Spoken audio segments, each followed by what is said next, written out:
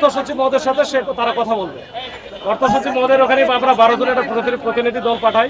তারা কথা বলে এসে তারা আমাদের সাথে কথা বলে এবং তাদের সাথে যারা এখানে আসছিল সবার সাথে কথা বলে সিদ্ধান্ত দেয় যে তারা এখান থেকে, যেহেতু এখানে 2টা রাস্তা বন্ধ আছে, মানুষের দুর্দশা হচ্ছে, এই জন্য তারা এখান থেকে শহীদ মিনারে চলে যাবে।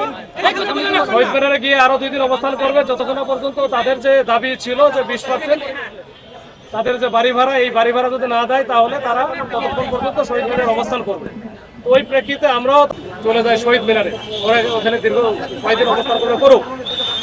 কিন্তু তারা কিন্তু শোনে নাই, বরঞ্চ উল্টাটা করছে। আমরা যখন সরানোর চেষ্টা করছি না, আমাদের সাথে ধস্তাধস্তি করার চেষ্টা করছে, তখন আমরা তাদেরকে ডিসকাস করেছি।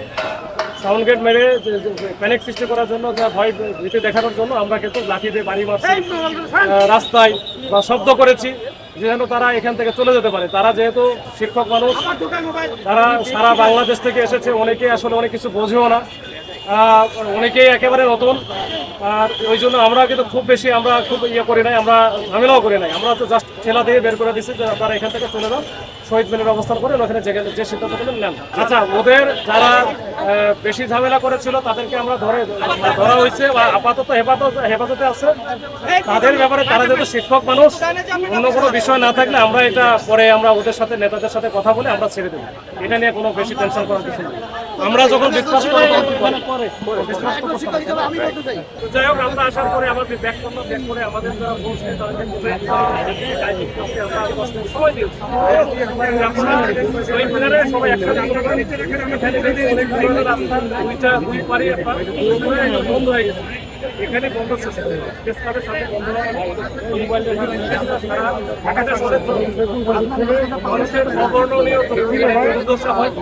আমরা বারবার তাদেরকে ঠেলে ঠেলে নিয়ে যাচ্ছি।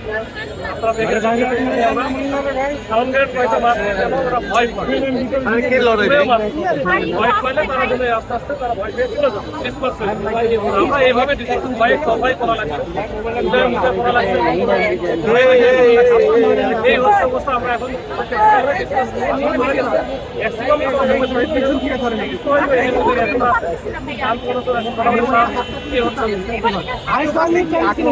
আমরা যে ওই সময় যারা চলে যেতে চায় নাই, তারা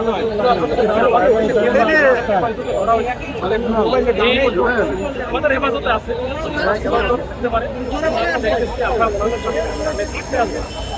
কথা বলে যদি আমরা ভালো মনে করি তারা বাংলাদেশ